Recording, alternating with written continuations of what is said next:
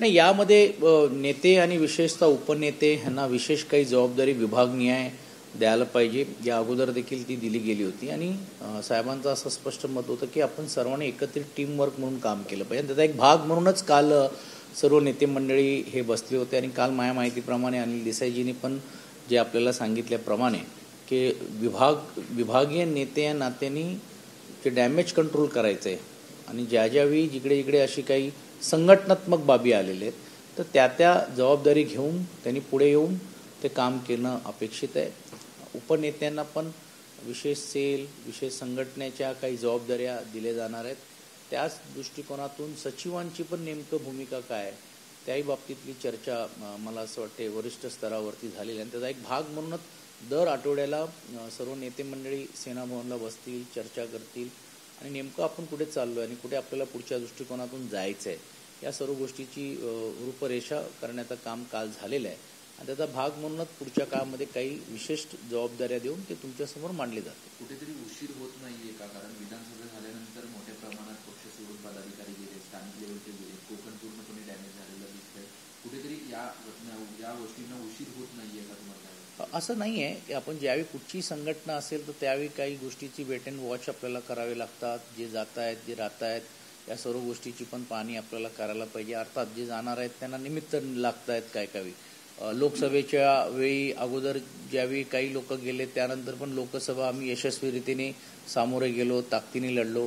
विधानसभेचे निवडणुकीचे निकाल काय झालेत कसे लागलेत हे मी काय सांगायची गरज नाही आहे. पण त्यातून पण देखील मोठ्या लोकांमध्ये एक अविश्वास म्हणा किंवा पुढे लढण्याची ताकदच आहे की नाही हा संभ्रम लोकांच्या मनामध्ये निर्माण झालेला आहे. आणि मग काही लोक असे निर्णय घेतात. अर्थात काहींनी सत्तेसाठी घेतलं असेल, काहींना स्वतःच्या अस्तित्वाची लढाई करायची असेल असं असेल आणि मग वेगवेगळे निमित्त घेऊन मग कोणावरती आरोप प्रतिआरोप करून करण्याचं काम काही मंडळी करतात. मला असं वाटते वेळेचा विषय नाही आहे. आगामी काळामध्ये नगरपालिका असेल, जिल्हा परिषदेचे हे निवडणुका होऊ घातल्याच नाही आहेत आणि म्हणून त्या दृष्टिकोनातून पण देखील त्याची चर्चा झाली की अचानक रीतीने जर हे निवडणुकाला सामोरे जावं लागलं तर नेमकं काय रणनीती असली पाहिजे, कशा प्रकारे आपण जायला पाहिजे या सर्व गोष्टीची चर्चा त्या निमित्ताने झालेली आहे. काल वरुणीमध्ये एकनाथ शिंदे पक्षाची संपूर्ण शिवसेना शिंदे गटाची बैठक झाली. त्यामध्ये मोठ्या प्रमाणात तुमच्यावरती टीका करण्यात आलेली आहे की जसा पोपटाचा जीव डोळ्यात असतो त्याच पद्धतीने ठाकरेंचा जीव हा मुंबई महानगरपालिकेमध्ये असं रामदास कदम म्हटले. आणि नाही कसं आहे की काही लोक जे बरोबर होते त्यावेळी त्यांना वेगळं वाटायचं, आता वेगळं वाटतंय तर ठीक आहे, तो त्यांचा भाग आहे. पण मुंबई आणि शिवसेना आणि विशेषतः उद्धव बाळासाहेब ठाकरे, आदित्यजी ठाकरेजी हे काय वेगळे आहे असं तुम्हाला समीकरण दिसणारच नाही. कारण मुंबईवरती सातत्याने निव्वळ प्रेम नाही तर विकास कामाच्या माध्यमातून जे ते केलेलं काम आहे, मग शैक्षणिक स्तरावरती असेल, इन्फ्रास्ट्रक्चरच्या स्तर असेल, पर्यावरणच्या वस्ती असेल, अनेक ज्या गोष्टी आहेत आणि मग तो एक अतूट नाता आहे. ठीक आहे, ते त्यांच्या पर्यायाने प्रयत्न करण्याचं काम करणार आहेत. अर्थात त्यांना युतीमध्ये ते राहणार आहेत की नाही राहणार आहेत, त्यांना युतीमध्ये ते भारतीय जनता पार्टी घ्यायला तयार आहेत की नाही तयार आहेत, इकडनंच सुरुवात होण्याची शक्यता नाकारता येत नाही. कारण माझी माहिती अशी आहे की पुण्यामध्ये तरी देखील त्यांची युती होणार नाही असं त्यांच्या नेत्यांकडनं ऐकायला मिळतं. तर मुंबईचं मला माहीत नाही, पण बघूया. आणि मग एवढंच जर असेल तर त्यांनी स्वबळाचा नारा देऊन यायला पाहिजे. मग जे काय असेल वस्तुस्थिती मुंबईमध्ये कोणाची ताकद आहे किंवा नाही हे दिसेल. उद्धव ठाकरे मुख्यमंत्री झाले नसते तर पक्ष फुटला नसता असं एकनाथ शिंदे देखील काल म्हटले वरळीमध्ये. कसं आहे की ज्यावेळी ही गोष्टी सर्व झाल्या त्यावेळी तेही त्यांच्याबरोबर होते, त्याही त्या प्रक्रियेमध्ये होते आणि नेत्या नात्याने देखील त्यांचाही मोठ्या प्रमाणावरती त्याच्याबद्दलचा जो म्हणणं असेल किंवा जे म्हणणं असेल ते मांडण्याचं काम केलं आणि अनेक आमदारांना ठेवण्याची जबाबदारी पण देखील ही त्यांच्यावरती होती. मला असं वाटते आज काहीतरी अशा प्रकारे टीका करणे किंवा अशा प्रकारे सांगणे हे मला वाटते उचित होणार नाही. आणि ज्यांना ज्या पद्धतीने जे काही पाहिजे होतं ते आता मिळालं. आता किमान तरी देखील महाराष्ट्राच्या हितासाठी, महाराष्ट्राच्या कामासाठी काम करण्याचा प्रयत्न केलं पाहिजे. आणि अर्थात तुम्ही जर असं बघताय की कशा प्रकारे शासनामध्ये काय गोष्टी चाललेल्या आहेत त्याचा आता आम्ही विधानसभेमध्ये त्या बाबतीतली चर्चा आम्ही करू. कसे प्रकारे एकमेकांना ते सहाय्य करताना आपल्याला दिसत आहेत, एकमेकांचं किती समोपचाराने काम मंत्रिमंडळामध्ये चाललेलं आहे हे मी आपण काय सांगायची गरज नाही. उद्योगमंत्री स्वतः पत्र लिहित आहेत की बाबा माझ्या खात्यामध्ये मला अधिकार आहे की नाही. त्यानंतर परिवहन मंत्र्यांना तर माहीतच पडत नाही की कधी STचे दर वाढवलेले आहेत. सामाजिक न्याय मंत्री अजून विभागाला पैसे मिळतील की नाही मिळतील म्हणून घेऊन अर्थमंत्र्यांकडे फिरताना आपल्याला पाहायला मिळालं. तर या सर्व गोष्टी आता दिसेलच विधानसभेमध्ये. या सर्व गोष्टीची माहिती आम्ही घेऊच सांगूच. उद्या आमदारांची बैठक, उद्या खासदारांची 20 तारखेला खासदारांची बैठक पक्ष नेतृत्वाने लावलेली आहे आणि 25 तारखेला आमदारांची बैठक लावण्याचं काम केलेलं आहे. आणि लोकसभेच्या आगामी काळामध्ये जे अधिवेशन होणार आहेत मार्च महिन्यामध्ये त्याची पूर्वतयारी म्हणून सर्व खासदारांना मुंबई आणि महाराष्ट्रातले जे विषय आहेत त्याची सुतोवाच करण्याच्या बाबतीतला जी बैठकीमध्ये अपेक्षित आहे. तशीच प्रकारे विधानसभाची पण देखील 3 तारखेपासून अधिवेशन होणार आहेत. यामध्ये काय रणनीती केली पाहिजे, काय आपण आपलं म्हणणं मांडलं पाहिजे, यासाठी पक्षप्रमुखांनी ही बैठक बोलवलेली आहे. शिवजयंती आहे परंतु राहुल गांधी यांनी त्यांच्या ट्विटमध्ये श्रद्धांजली असा उल्लेख केला. नाही, मी पाहिलं नाही, परंतु मला असं वाटते ते त्यांच्या सोशल टीमची चूक आहे आणि ते दुरुस्त त्यांनी केलं पाहिजे असं वाटते. कारण शेवटी आजचा जयंती हा उत्सवाचा दिवस आहे आणि खऱ्या अर्थाने 395व्या जयंतीमध्ये महाराष्ट्रात नाही, भारतात नाही तर जगभरामध्ये आज त्यांच्यातली जी असलेली गाथा ही लोकांना आणि विशेषतः तरुण पिढीमध्ये मांडण्याचं काम आपण ज्यावेळी करत असताना मला असं वाटते अशा काही तांत्रिक गोष्टी होता कामा नाही. मला वाटते ते दुरुस्त करतील. राहुल सोलापूरकर यांनी केलेलं वक्तव्य अजून त्यांच्यावरती कारवाई होत नाही. विकिपीडियावरती दुर्दैवी आहे की काल मंत्रिमंडळामध्ये विकिपीडियाच्या ज्यातले काढा म्हणून घेऊन सांगायची नामुष्की काय आहे हे अगोदर का केलं गेलं नाही. आणि आपल्यालाही माहीत असेल की पुण्यामध्ये पण देखील आमच्या कार्यकर्त्यांनी ज्यावेळी आंदोलन छेडलं, पोलीस स्टेशनमध्ये FIR घेतली, त्यावेळी निवळ फक्त त्यांना आपल्या महामंडळातून काढण्याची भूमिका त्यावेळी घेतली गेली. त्याच्या बाबतीत साधी त्यांना विचारण्याची पण देखील किंवा स्टेटमेंट ज्याला आपण घेतो तेही देखील घेण्याची तसदीही देखील दुर्दैवाने प्रशासनाने आणि विशेषतः पोलिसांनी घेतली नाही. याचा अर्थच असा आहे की अशा लोकांना छुपा पाठिंबा देण्याचं काम सत्ताधारी करतायत.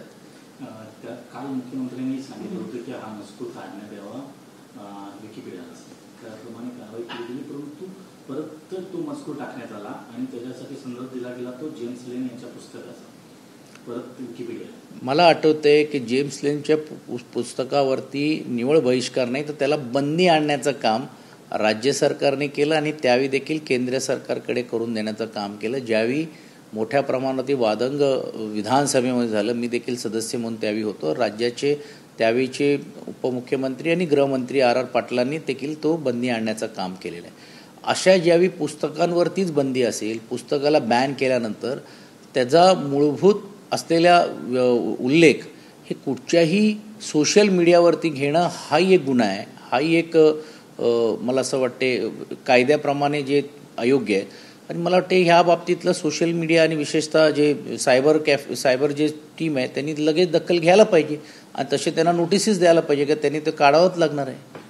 अभिनेता कमाल खान यांना देखील अशा प्रकारचं विकिपीडियावरचं संभाजीराजांचं ते मजकूर घेऊन ट्विट केलेलं आहे आणि परत त्याला समर्थन दिलेलं आहे. कमल खानचं कमाल करावं तेवढं कमी आहे. त्यांचं काही ना काहीतरी देखील वादग्रस्त विधान करून घेऊन चर्चेमध्ये राहण्याचं काम ते करतात. अशा लोकांना फार महत्त्व देण्याची गरज नाही. पण असे लोक का बोलायला लागलेले आहेत ह्याचाही विचार प्रशासनाने करायला पाहिजे. डान्स बार सुधारणा विधेयकासंदर्भात काल कॅबिनेटमध्ये चर्चा झाली. अधिवेशनामध्ये त्याची चर्चा होऊन लागू करण्याच्या तयारीत राज्य सरकार आहे. तिकडे RR मुलगा देखील त्यांना विरोध करतोय. आपली काय या संदर्भात भूमिका असेल? हे नक्कीच आमची विरोधाची भूमिका राहील. कारण आपण ज्या पद्धतीने बघतायत की हा नवीन कल्चर निर्माण करण्याचं काम करतायत.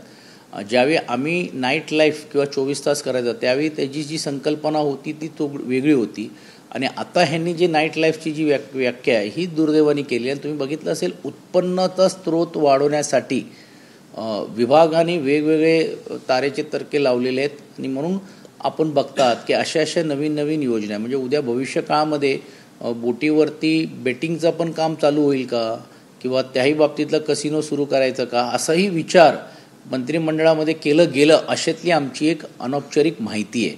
हे सांगण्याचा हेतू असा आहे की उत्पन्नाचे स्रोत वाढवण्यासाठी दारू असेल किंबहुना जुगार असेल ह्याला प्राधान्य देण्याचं काम हे सरकार करतायत.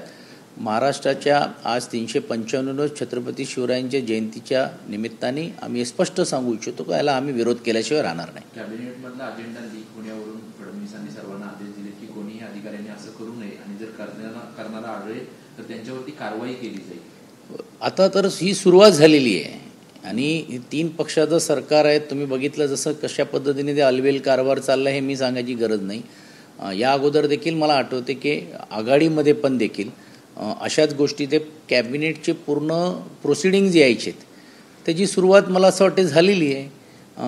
कितीही जरी देखील त्यांनी थांबवण्याचा प्रयत्न केला तरी देखील जे अस्वस्थ झालेले जे मंत्रिमंडळातले जे लोक आहेत ज्यांच्या विभागामध्ये निधी मिळत नाही, ज्यांच्या विभागाला त्यांचा अधिकार मिळत नाही, त्यांच्या फायलीज अडकवले गेलेले आहेत, त्यांच्या फायलीजवरती रिव्ह्यू चालवले आहेत, असे लोक अस्वस्थ असलेले लोक ते या सर्व गोष्टी करायला पुढे पाठी बघणार नाही. आणि हे तुम्हाला तर लक्षात येईल की आता तर ही सुरुवात झालेली आहे. पुढच्या काळामध्ये प्रोसिडिंग्स पण तुमच्याकडे उपलब्ध होतील अशी अवस्था आहे. जळगावमध्ये एक पोलिसांचं अपहरण करण्यात आलेलं आहे. कुठेतरी नागरिक महिला सुरक्षित नव्हते, मात्र पोलिसच असुरक्षित असल्याचं एकत्रित पाहायला मिळतं. आपण ऐकतोय की बीडमध्ये अशी घटना घडली होती, त्याची अजून सुगावा लागल्या नाही आणि त्यातूनच जळगावमध्ये जर असं होत असेल तर हे मला असं वाटते कायदा आणि सुव्यवस्था नेमकं कोणाच्या हातामध्ये आहे, सुरक्षित आहेत की नाही हा प्रश्न या निमित्ताने निर्माण होतोय. याही बाबतीतला विरोधी पक्ष नेत्यांनी आता ट्विट करण्याचं काम केलेलं आहे माझ्या माहितीप्रमाणे आणि त्या बाबतीतली पण देखील आवाज कायदा सुव्यवस्था या प्रश्नावरती आम्ही विधानसभेमध्ये आम्ही मांडण्याचं काम करू.